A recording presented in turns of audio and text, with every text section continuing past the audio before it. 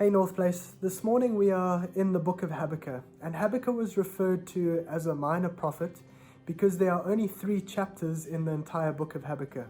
In your time in the Word this morning, I want to encourage you to read over those 3 chapters so you can get a good overview of the story for yourself. But in chapter 1, verse 1, we see Habakkuk expressing a complaint that he has to the Lord, and you can almost feel this man's anguish in his writings. How long, Lord, must I call for help, but you do not listen, or cry out to you violence, but you do not save?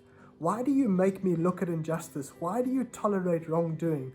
Destruction and violence are before me. There is strife and conflict abounds. The Lord responds to Habakkuk in verse 5, and I believe the Lord's response to Habakkuk in verse 5 is a word to us now. Look at the nations and watch, and be utterly amazed, for I am going to do something in your days that you would not believe even if you were told. How exciting is that? Now you think that the Lord's response to Habakkuk would have satisfied him, but if you carry on reading in chapter 1, we see that he has another complaint that he takes to the Lord. Your eyes are too pure to look on evil. You cannot tolerate wrongdoing. Why then do you tolerate the treacherous? Why are you silent while the wicked swallow up those more righteous than themselves? I don't know about you guys, but I've definitely had some whys and whats and whens during this time. I want to encourage you to express those to the Lord. Express any complaints or injustice that you may be struggling with to Him, but don't get stuck there. Look how Habakkuk starts off chapter 2.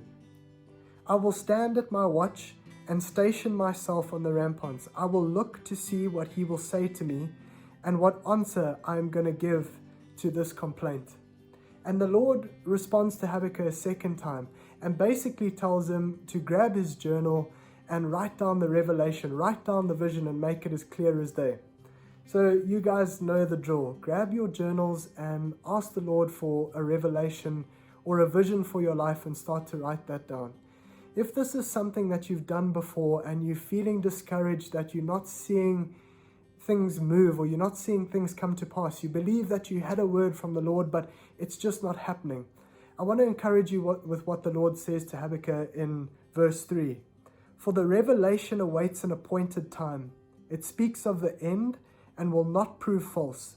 Though it may linger, wait for it. It will certainly come and will not be delayed. I want to encourage you with that this morning, that the revelation, the word from the Lord, it has an appointed time and it won't be late. It will be perfectly in His timing. Have an awesome Friday. God bless you guys.